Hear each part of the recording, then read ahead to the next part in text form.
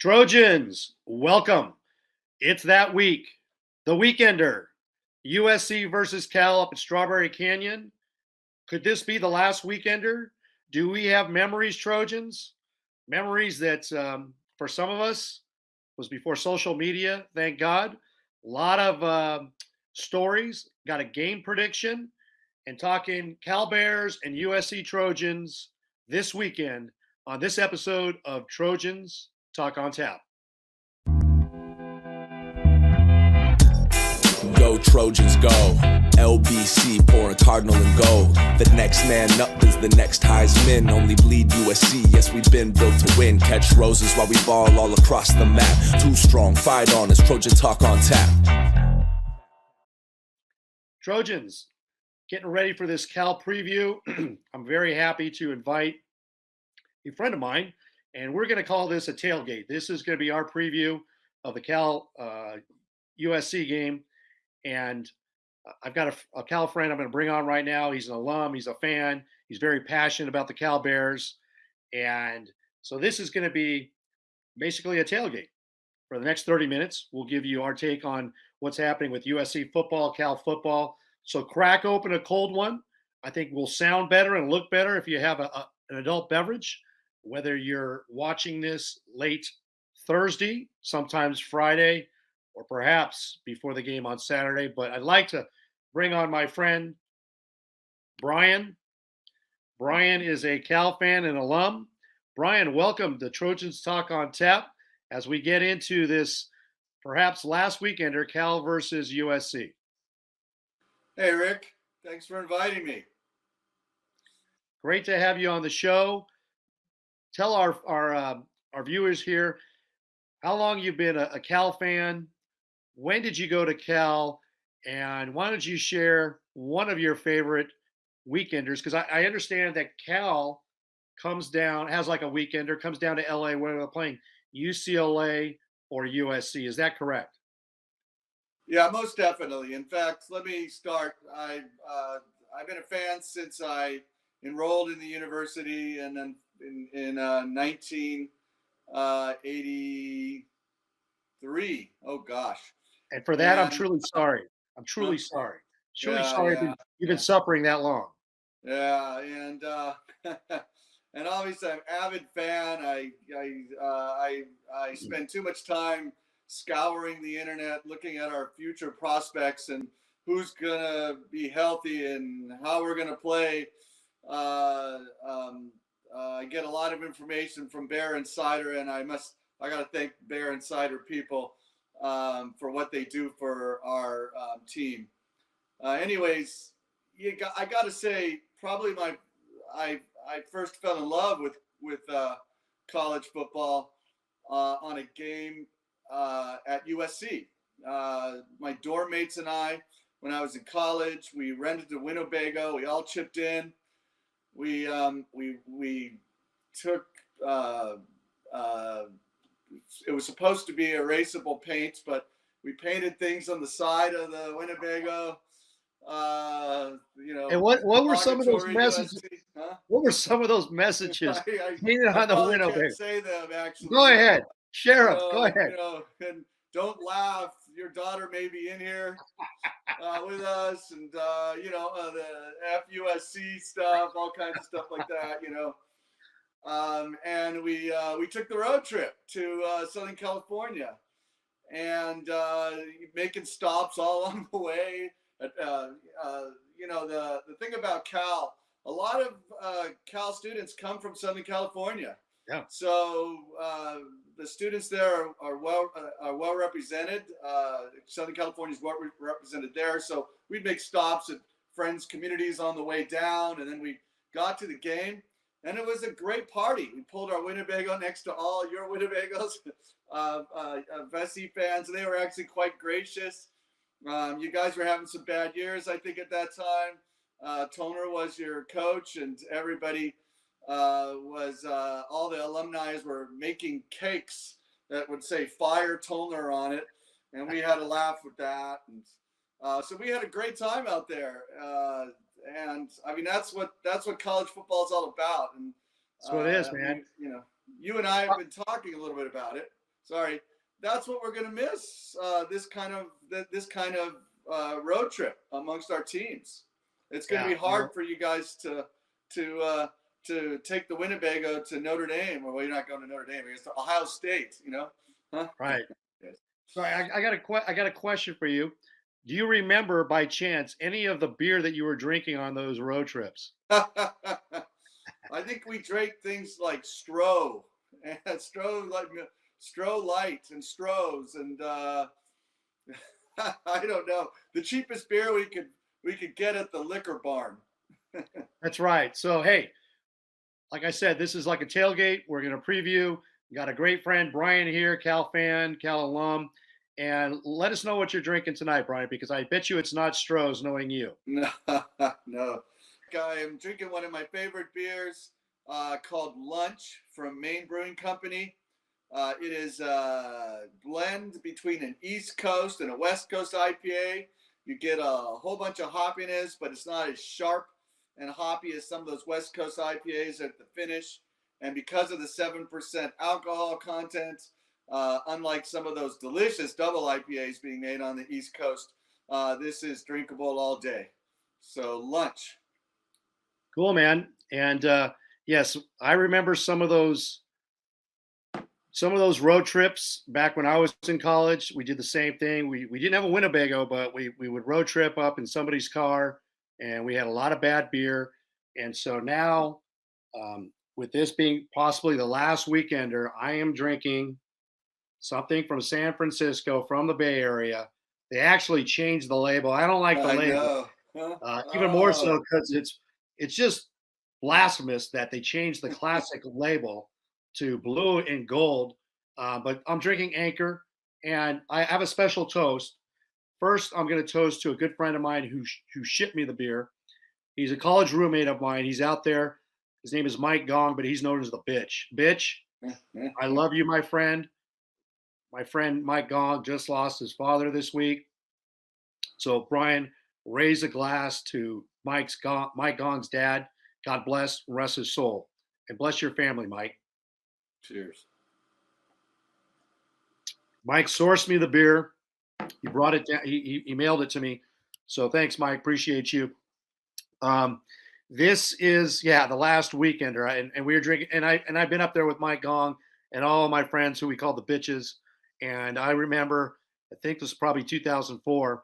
We had and Brian helped me out. There's a liquor store down by the Telegraph. Maybe it's called Telegraph Liquor. It was right by the bar on Telegraph, and we bought these tall 40 ounces, and we were drinking it out of paper bags on Sproul Hall. So we actually made Sproul Hall look a lot better that day. But there was like 8 of us. It was pretty cool.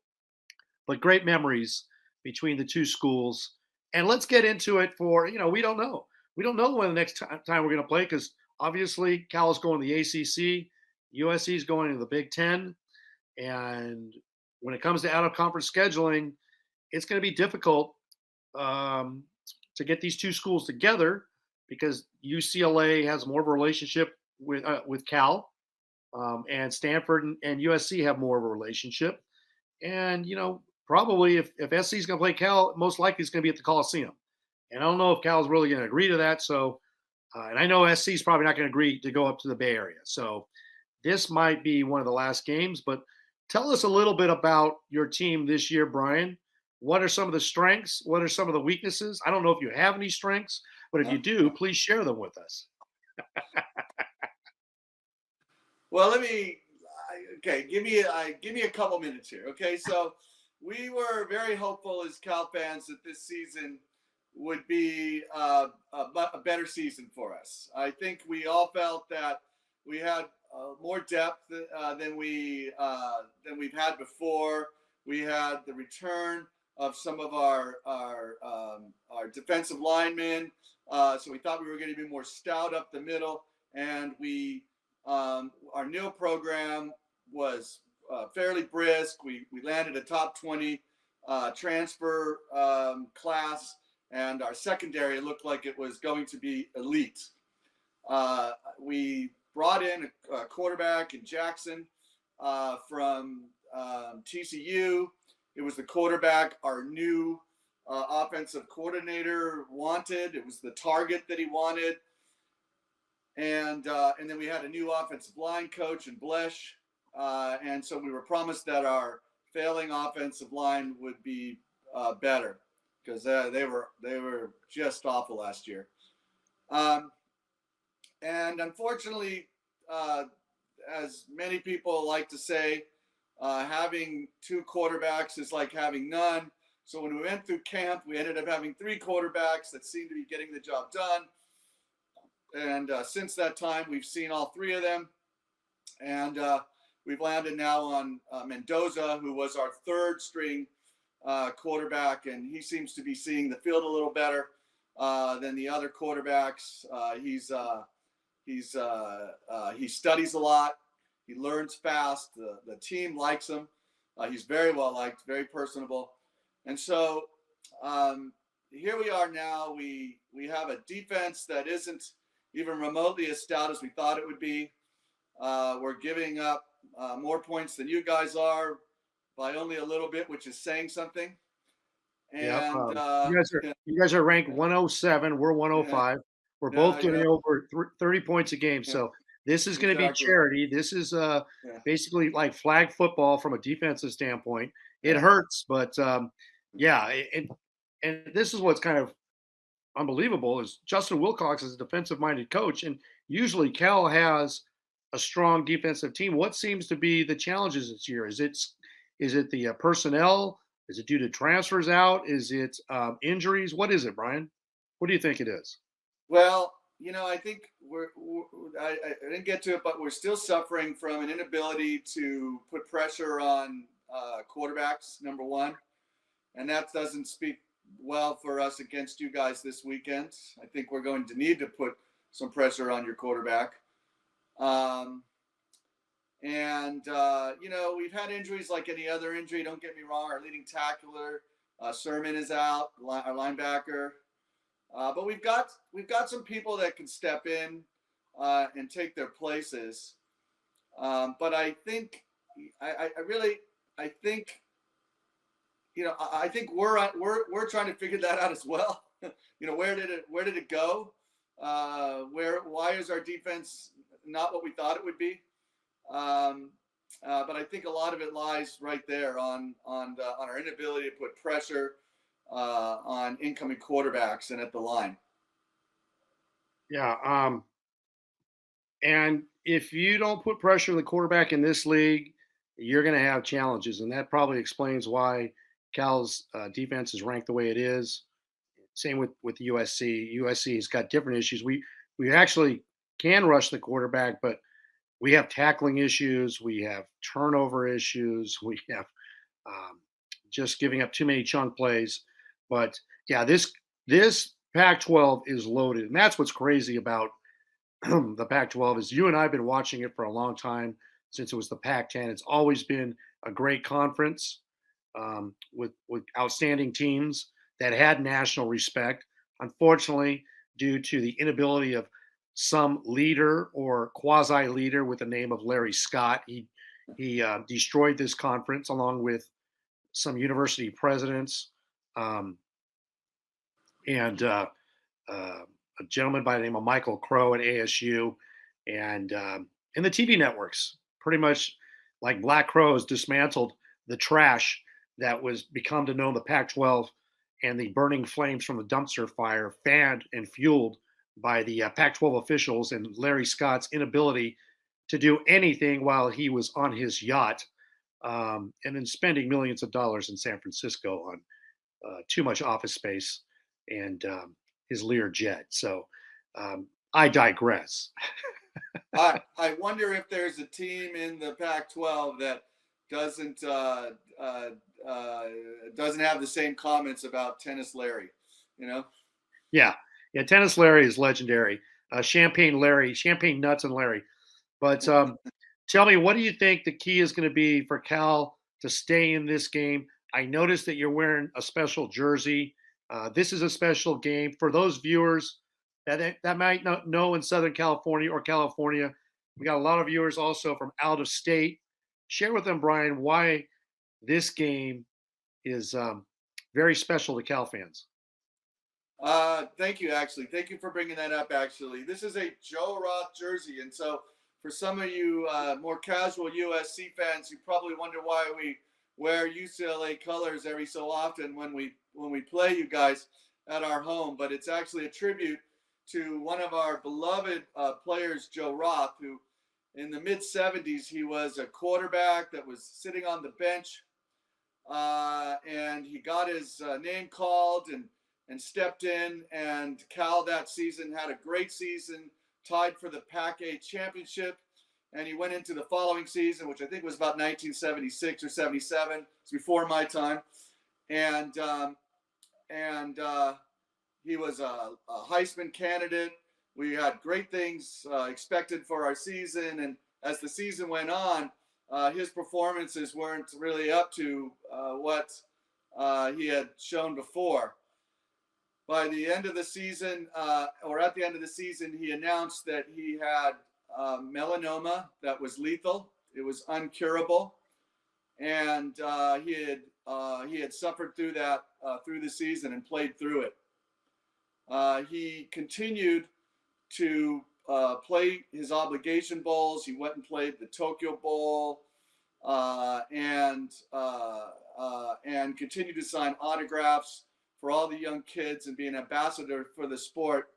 And a few weeks after his last bowl game, he was told by doctors that we need to remove your legs for this cancer. And he told the doctors, he said, I don't want to do that. I want to go home and live my days out with my family. So he was carried up to his Berkeley apartment by his teammates and by his family.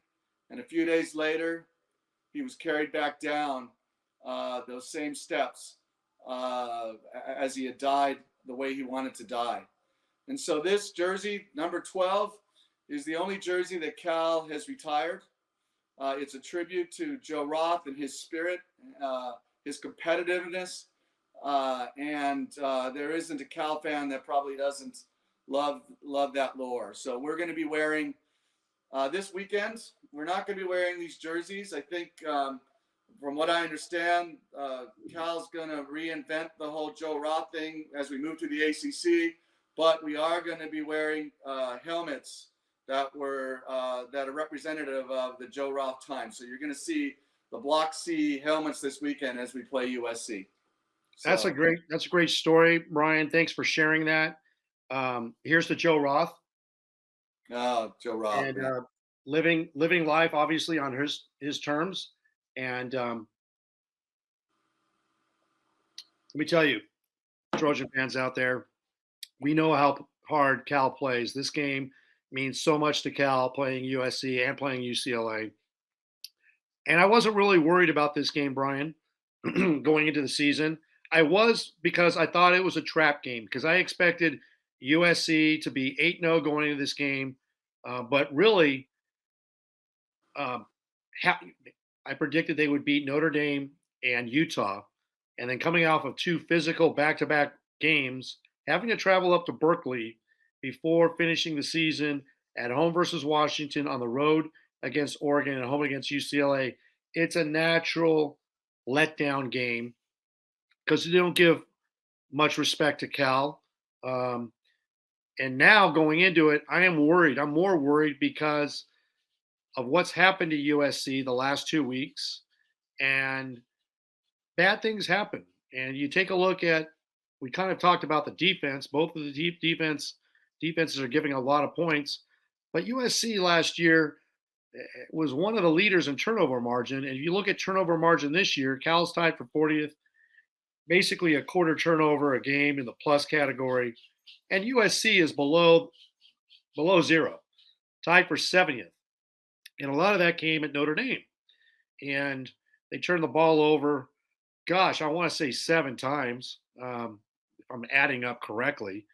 And they showed that what happened to the offensive line, it might as well be on the side of a milk carton, because there's at least 4 guys that didn't show up in that game. And so I don't know if it's a question of USC wouldn't run the ball against Colorado's Swiss cheese run defense, probably a question that they couldn't run the ball. And maybe Lincoln Riley knew that.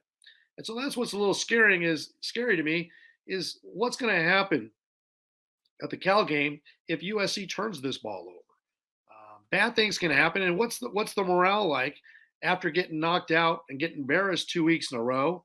This is Cal's bowl game. I don't know about if Cal's going to make a bowl game this year, but they would love to give it to USC one last time. So, Brian, tell us, how bad would Cal fans on this 20th anniversary of that 3 overtime win game, 34-31, back in 2003? I mean, would Strawberry Canyon be on fire? Not that I'm advocating it, but how crazy would that place be if Cal were to beat USC this year? Look, I think Cal just wants a win and a good win. Sure enough, beating USC is probably sweeter than beating some other teams, but I think we'd just be happy with a nice win in Strawberry Canyon. I don't know if we're going to tear down the goalpost or not, but we really would like to. Would like to show up in our last meeting with you guys. I was going to add something. You got a chance to talk about what you guys need to do. I think we this week need to take advantage of your loss of Bear Alexander for the first half of the game. Yeah. He's going to be a hard player for us to control, and I think we need our new quarterback to kind of continue to develop, and that hopefully that first half allows him to develop further, get his confidence, because we're going to need to score a lot of points against you guys. Your quarterback was a Heisman winner for a reason. He's a great quarterback.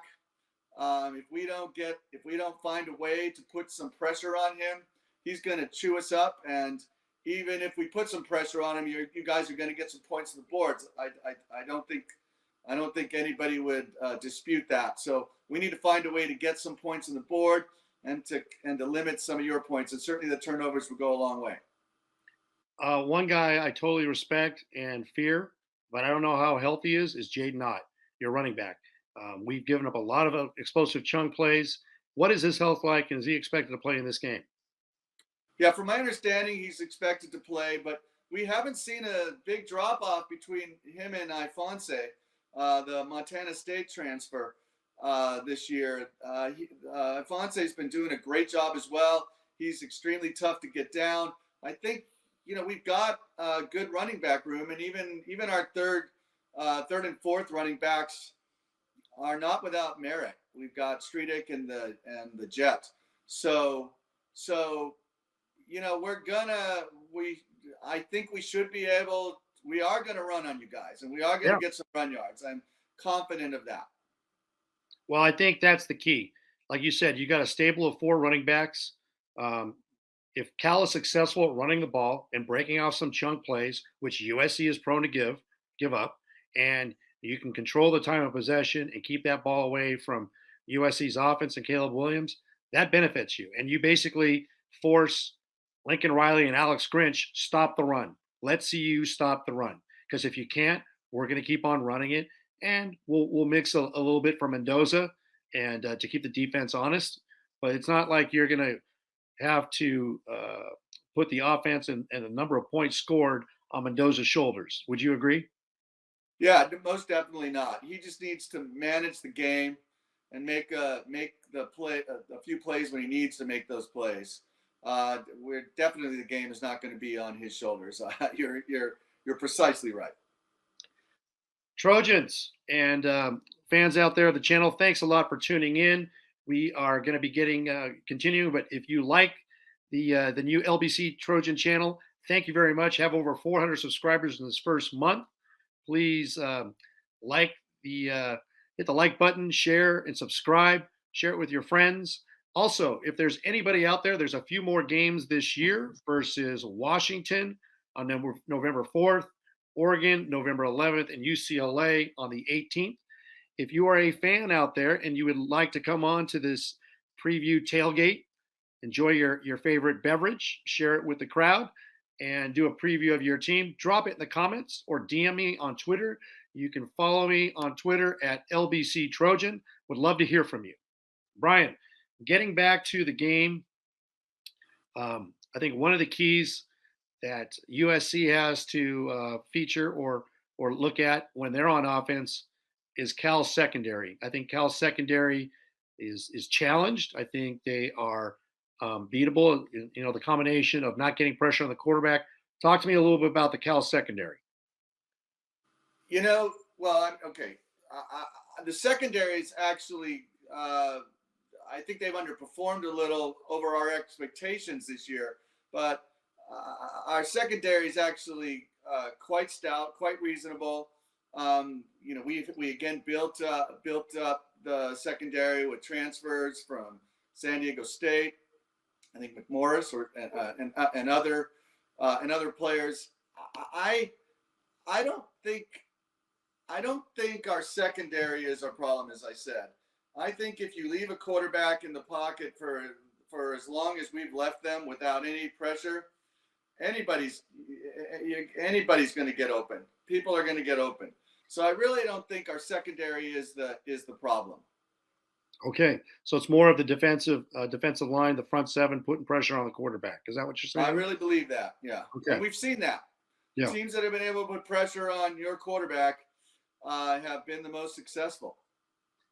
So before we get into our score predictions, I think we've kind of gone through it.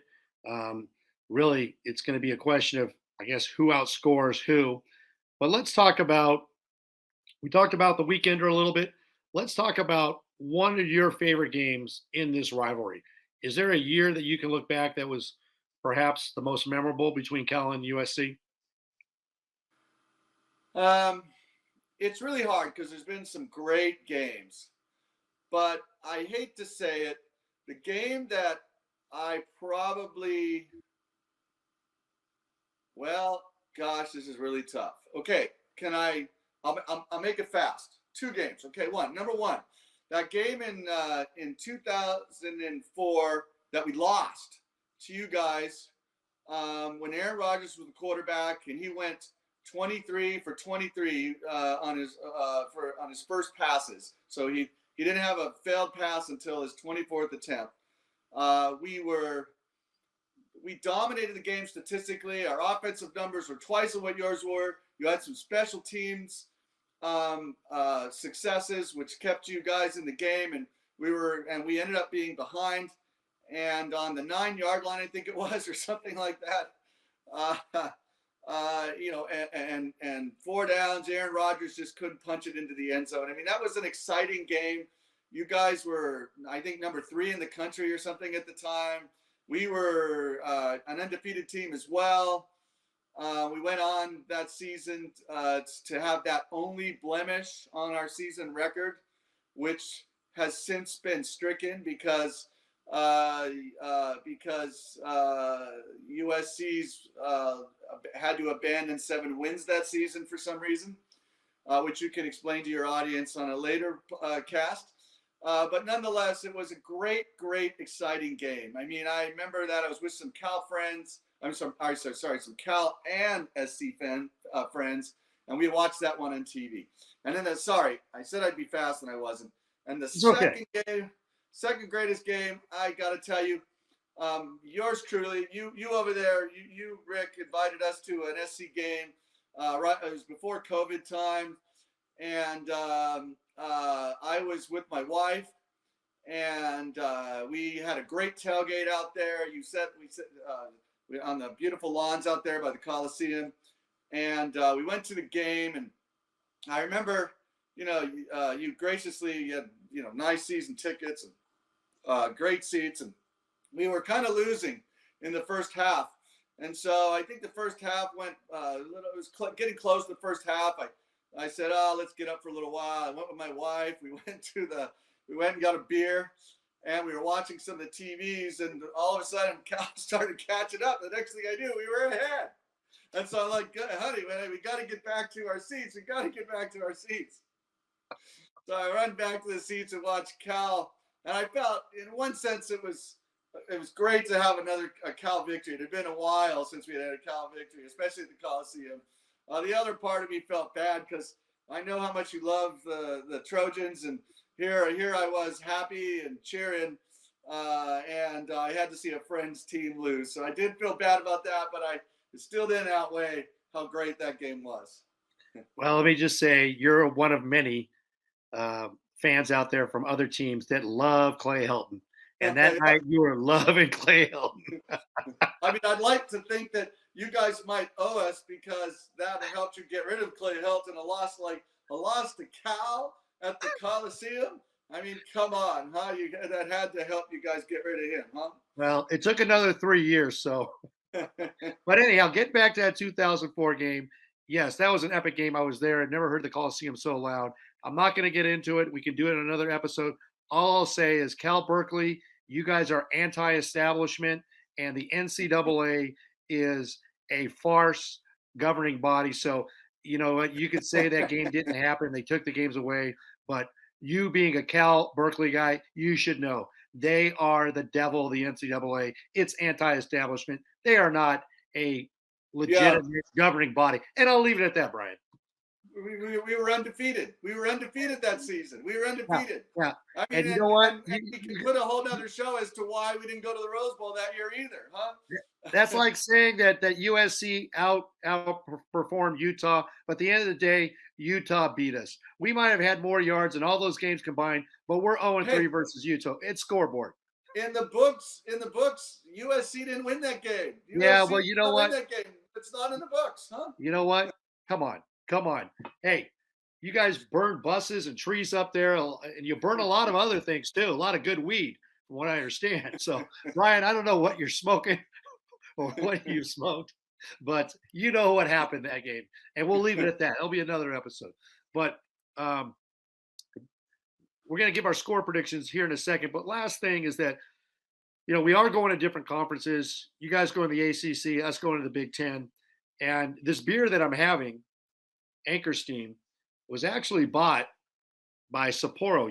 We talk about change happening. Sapporo bought them in 2017, kind of ran them into the ground. They came up with a great idea of this new label, which, I mean, you killed the heritage.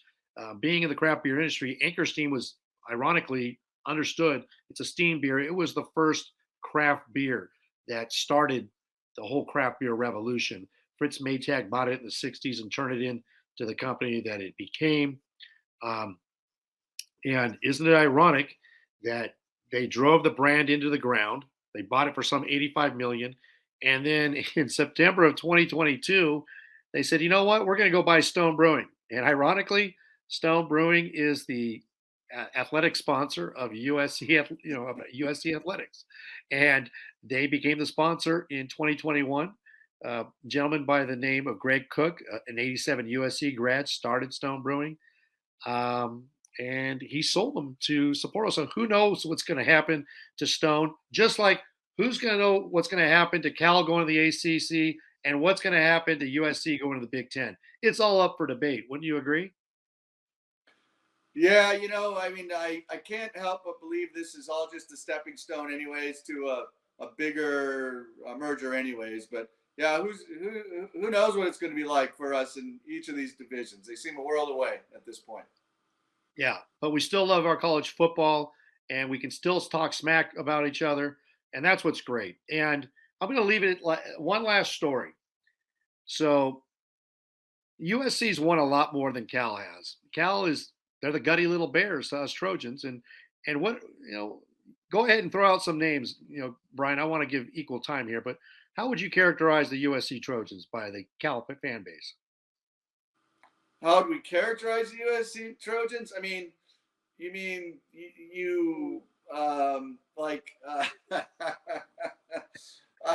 need to choose my words carefully here. No, you don't. No, you don't. Go ahead. Come on. The SC fan base is known by many around the league. You guys are pompous, confident. Hey, I know you guys don't believe it, but the cheater word comes up a lot. But at the end of the day, as I said, we have a close. I think the Bay Area has a close relationship to Southern California in general, and I think all involved, I would hope, are going to be sad to not have those interactions any longer. To be honest with you. Well, I'll tell you what, Trojans out there and Bears. There's one. I'll share with this last story, and then we'll get into the prediction. I promise. But there's one guy we don't like very much. We despise him. And this coach, his name is Mack Brown. Trojans, you remember Mack Brown? What happened in the Rose Bowl, January in 2006? We saw that. But a couple years earlier, Mack Brown lobbied. He pleaded on camera that his Texas Longhorns deserved, I think was the phrase he used, to be in a BCS bowl. He lobbied him, and he's got his good old country boy friends from the South to give enough votes, and they screwed Cal. Brian, did they screw Cal or what? Oh gosh, I've been telling you that story for years, by the way, and our mutual hate for Mack Brown kind of brought us together as Cal was playing North Carolina in, I think it was 2015 or something. 2017. They went. 20, went to Chapel Hill, and you invited me over, right? Yeah. You and your brother were there. Yep. Tell the story. I mean that actually changed the game. I mean, we were the Cal team, which is the same year we lost to you guys, which was our only loss. We had our wins were by a much greater margin. Our loss was to the ultimately to a better team by only a small margin, whereas Texas's loss was to Oklahoma, where they scored no points. And we were fourth in the BCS rankings since like the middle of October, so for a while. And we had to play this makeup game in December against Southern Mississippi. And so our team goes down there. Yeah, we were a little flat. They had some time off. It was a makeup game. But eventually we won the game going away. Even in the last quarter, we took a knee rather than run up the score.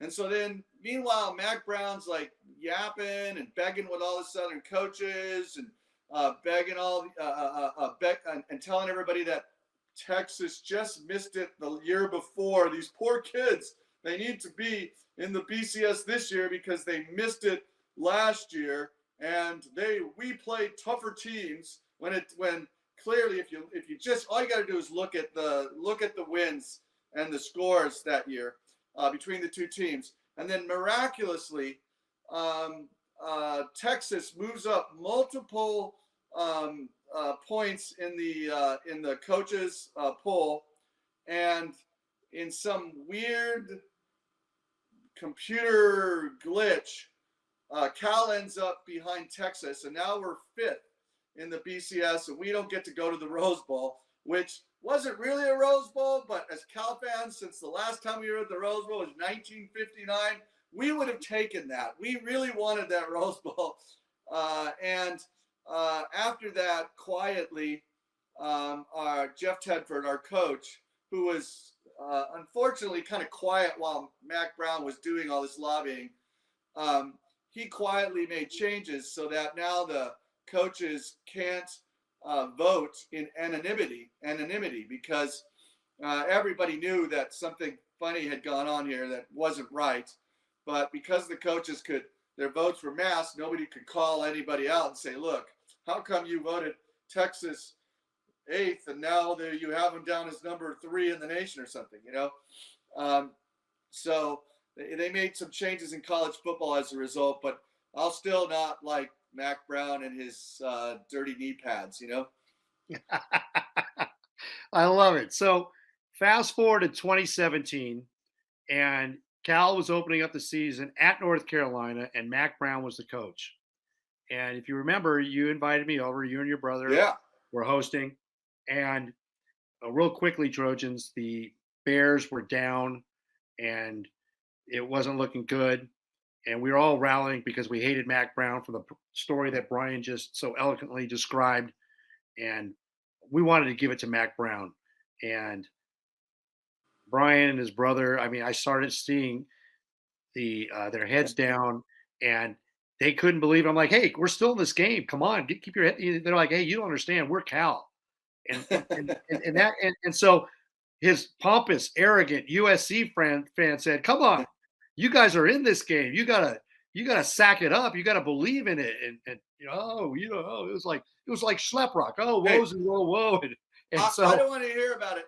Before you got a new coach only a couple years ago, you were that same blubbering fool. Okay. Huh? that was Clay Hill. That's a different story.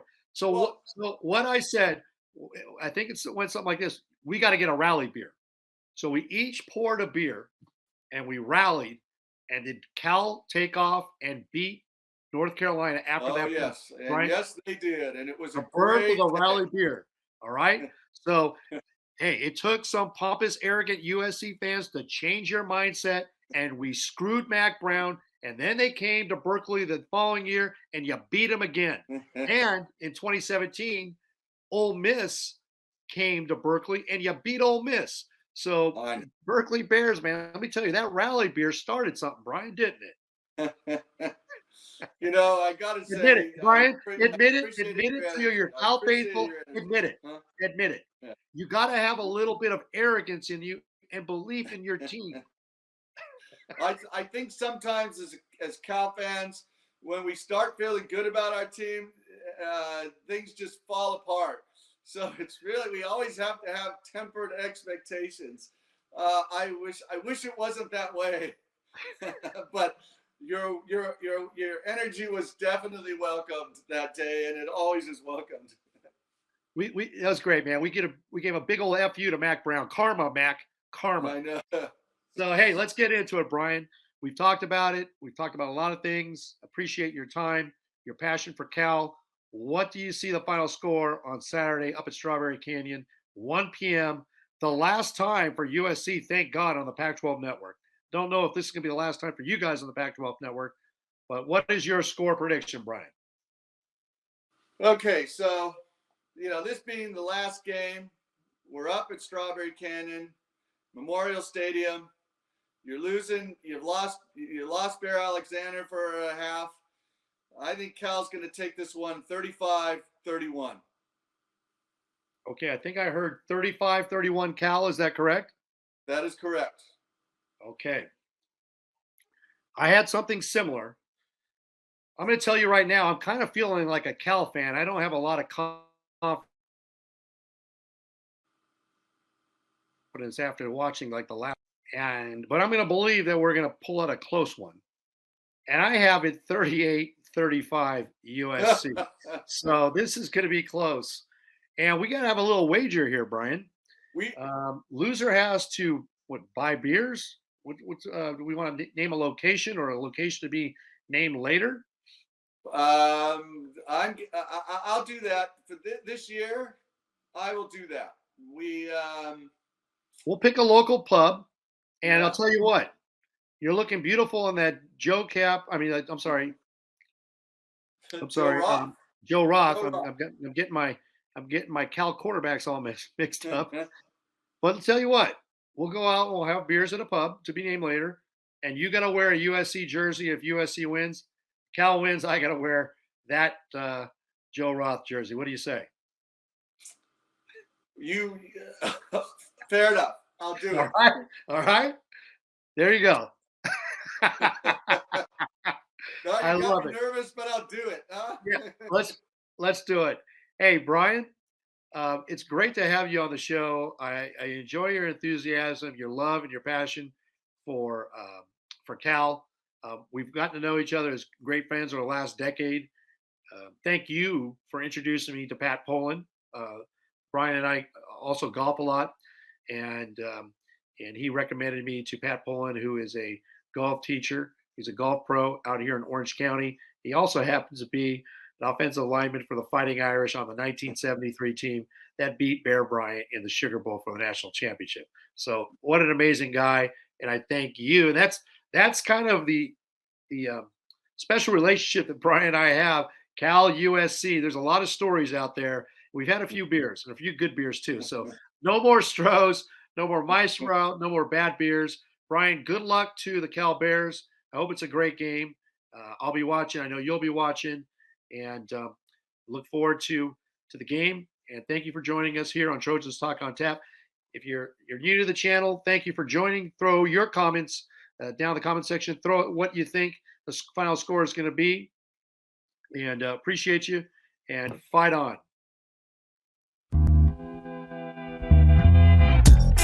Go Trojans, go. LBC pouring cardinal and gold. The next man up is the next Heisman. Only bleed USC, yes, we've been built to win. Catch roses while we ball all across the map. Too strong, fight on, it's Trojan Talk on Tap.